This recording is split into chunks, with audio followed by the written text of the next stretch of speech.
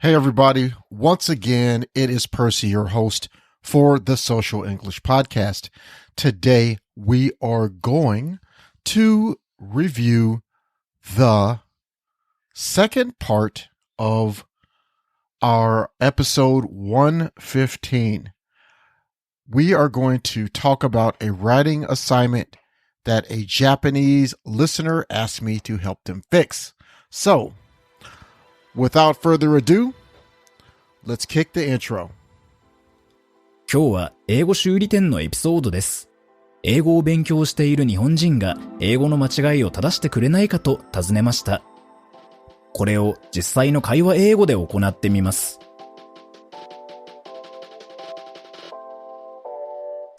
Hey everybody, welcome back to the Social English Podcast.I am your host, Percy. My goal is to help you get better at learning social English a little bit every single day. Today, we are going to finish part one with part two of our Awareness of Caution English Repair Shop episode. In that episode, this was episode 115. A Japanese listener asked if I can help him with his English. He had an assignment for his English class in university.He is a college student and he is studying English. He asked me to correct his English, and that's what we're going to do today. Now, remember, if you are a beginner, this episode will be difficult. But if you are an intermediate or middle skill level or advanced, high, medium, or high skill person, this episode will be good for you. Okay, so let me remind you.This is going to be a second part of a long paragraph. That's why this is a two-part episode. Also, one more thing is that in this episode, we must use the key words for his assignment.Those key words were awareness, cognition, recognition, and acknowledgement. So let's get started. Now, once again, with every English Repair Shop episode, we have 4 parts. 4 parts.In part 1, I will read exactly what the Japanese person said in the wrong English. This way, you can hear the wrong version. You can listen and hear the wrong version. Next comes part 2. In part 2, you will hear the correct English in a conversational, social English style. In part 3, I will give you any hints that I think are important so that you don't make these same mistakes. In part 4, I will say the corrected social English version in a fast, natural speed of English. This way, you can practice listening to what English sounds like in a natural speed from a native speaker. Okay, so let's get started. Here is part 1. There are 2 sentences. Let's listen for the mistakes. 1. Mike has got the recognition at this time. 2. The acknowledgement made Mike reflect about his misdrive. Okay. Let's do that one more time without the number, just the English parts only. Mike has got the recognition at this time. This acknowledgement made Mike reflect about his misdrive. Okay. So that is it. 2 sentences. 2 sentences.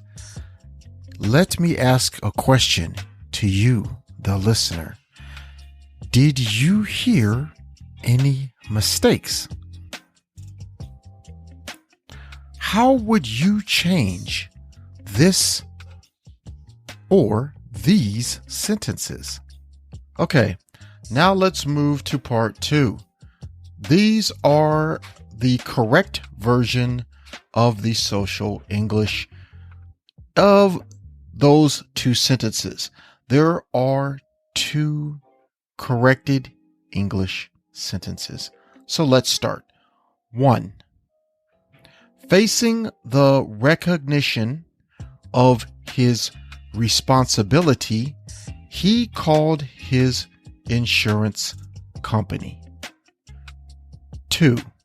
He finally understood why he was at fault and what led to the accident.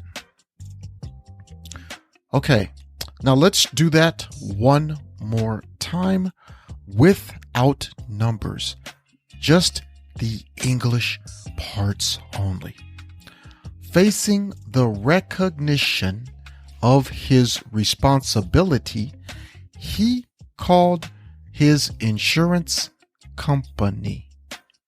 He finally understood why he was at fault and what led to the accident.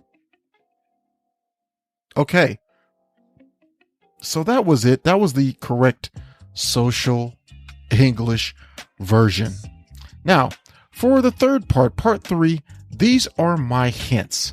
I just have 2 hints for this episode.